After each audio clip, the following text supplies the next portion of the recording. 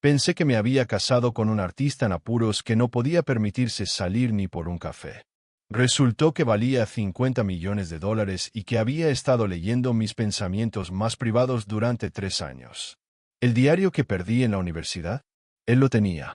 Cada secreto, cada sueño, cada debilidad, lo sabía todo. Antes de sumergirnos en esta increíble historia de engaño y venganza, dale like si alguna vez te has sentido completamente traicionada por alguien en quien confiabas. Suscríbete para más historias reales impactantes y activa la campana de notificaciones porque no querrás perderte lo que viene a continuación. Me llamo Sara, y hace 3 años pensé que había encontrado a mi alma gemela. Tenía 28 años, trabajaba como coordinadora de marketing, apenas sobrevivía con mi sueldo y vivía en un diminuto estudio donde el radiador sonaba cada noche como un animal moribundo. Fue entonces cuando conocí a David en una cafetería en Brooklyn. Estaba solo en una mesa en la esquina, dibujando en un cuaderno gastado, su cabello oscuro cayéndole sobre los ojos mientras se concentraba. Cuando levantó la vista y me sonrió, sentí algo que nunca antes había experimentado. Ganaba más que él y quería que guardara su dinero para materiales y su portafolio. Me sentía orgullosa de poder cuidarlo, por primera vez en mi vida. Pero mirando atrás, siempre hubo pequeñas costumbres misteriosas que deberían haber sido señales de alerta. David nunca me invitó a su casa. Decía que le avergonzaba su estudio minúsculo y que no quería que viera cómo vivía. Siempre pagaba en efectivo, explicando que no confiaba en los bancos desde que su madre perdió la casa durante la recesión. Su trabajo era siempre vago, desaparecía por horas, a veces días, diciendo que trabajaba en proyectos confidenciales para clientes. Le creía cada palabra porque quería hacerlo. Porque David se había convertido en mi mundo entero. 2 años y medio después de nuestra relación, David me propuso matrimonio en el puente de Brooklyn al atardecer. Fue todo lo que siempre soñé, salvo un detalle que me rompió el corazón de la forma más hermosa. El anillo que deslizó en mi dedo claramente venía de una casa de empeños, una simple banda plateada con una piedrecita que probablemente era circonita cúbica. Cuando lo miré con lágrimas en los ojos, su rostro se llenó de vergüenza. Sara, lo siento mucho, susurró con voz quebrada. Sé que no es mucho. Estuve 3 meses ahorrando y esto es todo lo que pude comprar.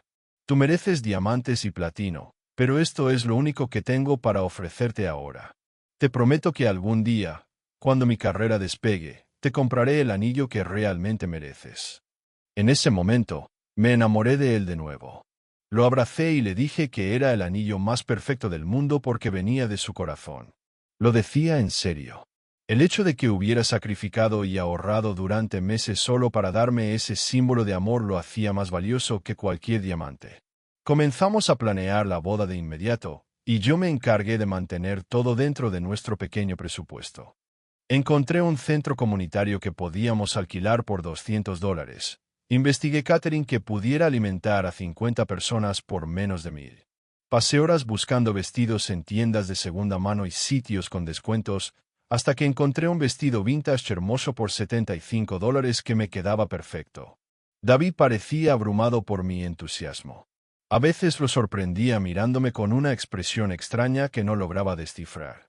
Cuando le preguntaban qué pensaba, simplemente sacudía la cabeza y decía que no podía creer la suerte que tenía al haberme encontrado. Me decía que la mayoría de las mujeres se habrían ido en cuanto vieran ese anillo de empeño, pero que yo vi su verdadero valor. En ese entonces, pensé que sus palabras eran románticas. Ahora sé que estaba haciendo una investigación. La primera grieta en mi cuento de hadas apareció un martes cualquiera, 6 meses después de nuestro compromiso. Estaba lavando la ropa de David a petición suya. Cada vez se quedaba más en mi casa, diciendo que la lavandería de su edificio estaba rota, y noté las etiquetas de sus camisas y jeans. Los nombres me sonaban, pero no sabía de dónde. Esa noche, la curiosidad me venció y busqué las marcas en Google. Mi corazón casi se detuvo al ver los resultados. No eran solo ropa cara, eran marcas de lujo.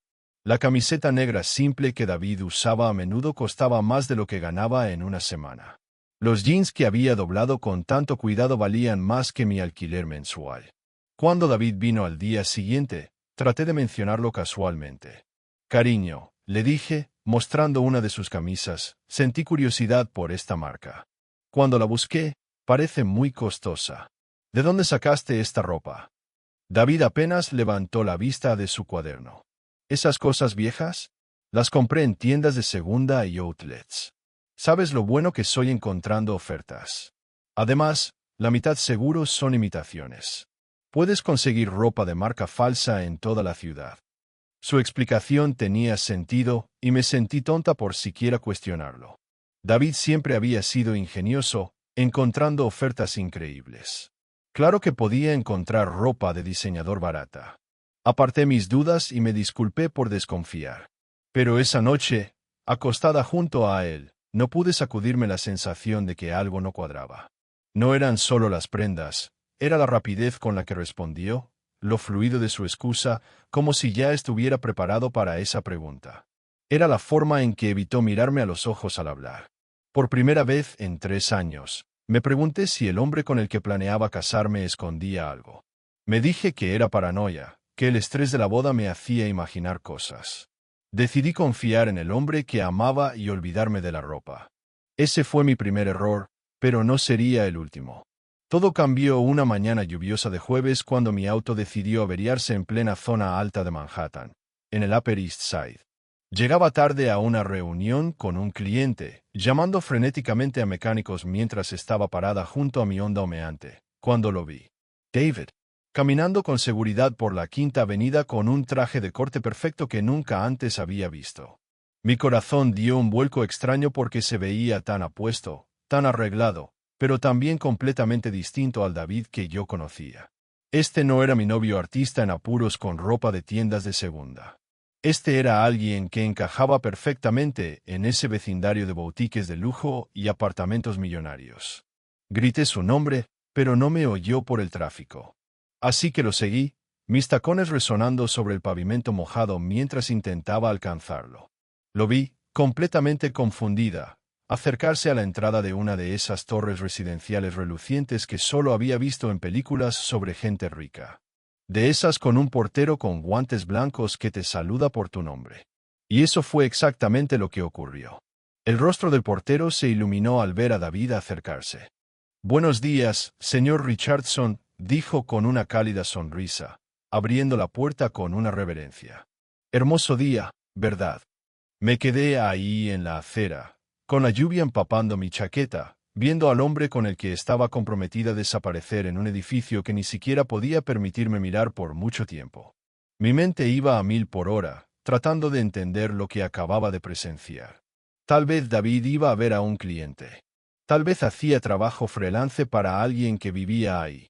Tal vez había una explicación perfectamente razonable. Cuando lo confronté esa noche, su explicación fue tan rápida que casi parecía ensayada. «Oh, eso», dijo con una risa casual. «Estoy haciendo unos diseños para un ejecutivo de tecnología que vive ahí. Es muy reservado con sus proyectos, así que tengo que firmar acuerdos de confidencialidad.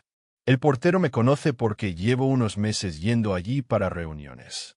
Debí habértelo mencionado, pero honestamente, el tipo me hace firmar tanto papeleo sobre guardar silencio que ya ni hablo de eso».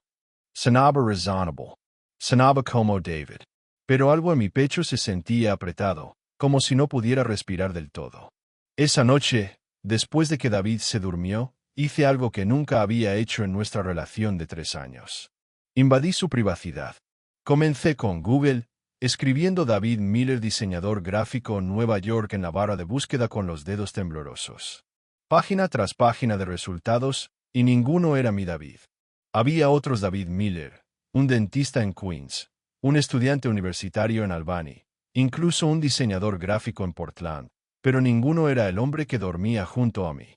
Entonces probé con David Richardson. Los resultados me helaron la sangre. Artículo tras artículo sobre un magnate tecnológico, un genio emprendedor que había vendido su primera empresa a los 25 y que ahora tenía un patrimonio estimado de $50 millones. David Richardson, CEO de Richardson Technologies. David Richardson, en la portada de Forbes como la historia de éxito más grande de los 30 menores de 30. Y cada foto era de mi prometido. Mi David. Mi David artista en apuros que compartía cenas de $12 conmigo. Que me propuso matrimonio con un anillo de empeño porque era todo lo que podía pagar. Que me dejaba pagar todo porque solo intentaba salir adelante. Me senté en el piso del baño a las 3 de la mañana, deslizando imagen tras imagen, artículo tras artículo, sintiendo que perdía la cabeza. Ahí estaba David en galas benéficas, con smoking que probablemente costaban más que mi sueldo anual. David estrechando la mano de celebridades, de políticos, de otros multimillonarios. David recibiendo premios, dando discursos, viviendo una vida completamente separada de la que compartía conmigo. Lo peor no era el dinero. Ni siquiera eran las mentiras. Era darme cuenta de que no conocía en absoluto al hombre con el que planeaba casarme. Cada conversación sobre nuestro futuro, cada sueño que compartimos sobre construir algo desde la nada, todo estaba construido sobre una base de completa falsedad. Necesitaba pruebas. Necesitaba ver su verdadera vida con mis propios ojos antes de enfrentarlo, porque parte de mí todavía no podía creer que fuera cierto. Parte de mí aún esperaba que hubiera una explicación que hiciera que todo tuviera sentido. Entrar al verdadero apartamento de David requirió que me convirtiera en alguien que nunca había sido, una mentirosa. Lo llamé a la mañana siguiente, con la voz temblorosa, y le dije que mi hermana había tenido un accidente automovilístico y que necesitaba dinero para un vuelo urgente. David se ofreció a ayudar de inmediato y me dio la dirección del edificio de su cliente, donde dijo que podía darme efectivo desde la caja fuerte. Cuando llegué a esa torre reluciente, el corazón me latía con tanta fuerza que pensé que el portero podría escucharlo. Pero me reconoció del día anterior y sonrió cálidamente. «Debes venir a ver al señor Richardson», dijo, guiándome hacia un ascensor privado que requería una tarjeta especial. Él mencionó que tal vez vendrías. El ascensor se abrió directamente al penthouse, y entré en un mundo que me dejó sin aliento. Ventanales del piso al techo con vista a Central Park. Obras de arte originales colgaban de las paredes, piezas que reconocí de exposiciones de museos. Los muebles eran elegantes y modernos, seguramente más caros que todo lo que había poseído en mi vida. No era solo riqueza, era el tipo de dinero que solo se ve en películas.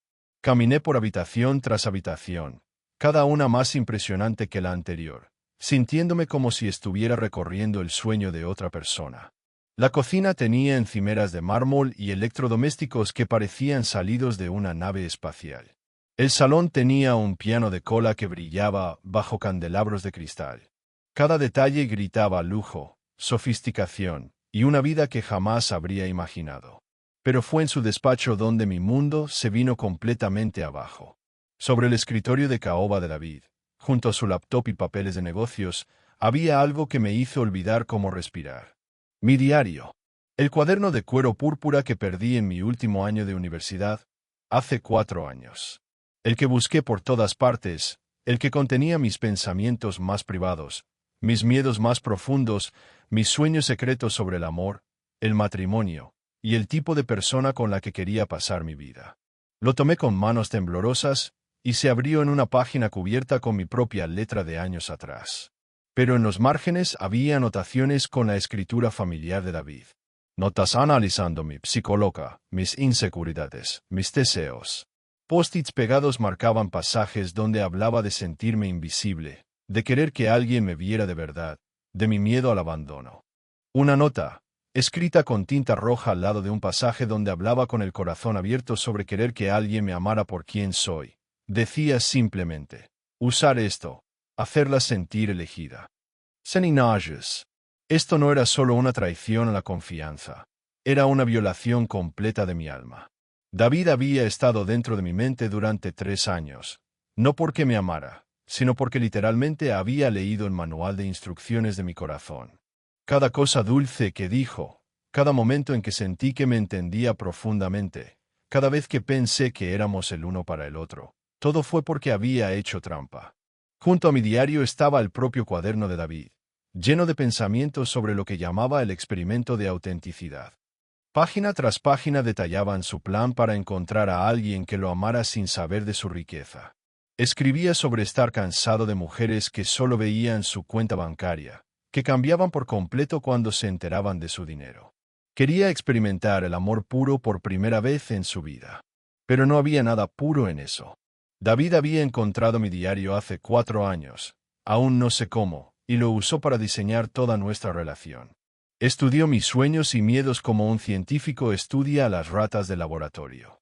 Sabía exactamente en qué cafetería sentarse, qué personaje vulnerable y artístico crear, qué palabras decir para hacer que me enamorara de él. Cada interés compartido era calculado. Cada gesto dulce era manipulación. Cada momento en que creí que estábamos construyendo algo real juntos, él solo estaba siguiendo un guión que había escrito a partir de mis confesiones robadas. El hombre que amaba no existía. David Richardson creó un personaje diseñado específicamente para capturar mi corazón, y yo caí en cada una de sus mentiras. Durante 3 años, estuve enamorada de un fantasma, de una ilusión cuidadosamente construida con mis propios secretos. Escuché la puerta del ascensor abrirse detrás de mí, y supe que era él. Me giré lentamente, aún sosteniendo mi diario, con lágrimas en los ojos y una furia que me ardía en el pecho. David, o quienquiera que realmente fuera, entró sonriendo, como si esto fuera cualquier día común. Pero cuando me vio con el diario en la mano, su rostro cambió. Se detuvo en seco. «Puedo explicarlo», dijo, levantando las manos como si eso borrara 3 años de mentiras. ¿Explicar qué? Mi voz era baja, rota. ¿Que entraste en mi mente sin permiso? ¿Que creaste una versión perfecta de ti mismo solo para ver si yo era real? Él avanzó, suplicando. No empecé con malas intenciones. Juro que al principio fue solo curiosidad. Pero con el tiempo, me enamoré de verdad. De ti. No del experimento. No del diario. De ti. Me reí con amargura. ¿Cómo sabré siquiera qué partes fueron reales? ¿Tu nombre? ¿Tus sentimientos? ¿Alguna vez fui algo más que una prueba para ti? David tragó saliva, sin respuesta. Su silencio fue todo lo que necesitaba. Podría haberlo destruido ahí mismo. Podría haber llevado su diario a la prensa. Exponerlo. Humillarlo como él me humilló a mí. Pero en ese momento, algo más poderoso surgió dentro de mí. Claridad. Le lancé el diario a los pies. No necesito venganza. Lo que hiciste ya te condena. No solo perdiste a alguien que te amaba sin saber tu nombre verdadero, también probaste que no puedes ser amado sin mentir. Me marché sin mirar atrás. No lloré en el ascensor. No grité ni rompí nada. Salí de ese penthouse como una mujer libre. Han pasado 9 meses desde ese día. Dejé Nueva York. Me mudé a la costa oeste, escribí un libro, uno real esta vez. Y mi vida es tranquila, auténtica, mía.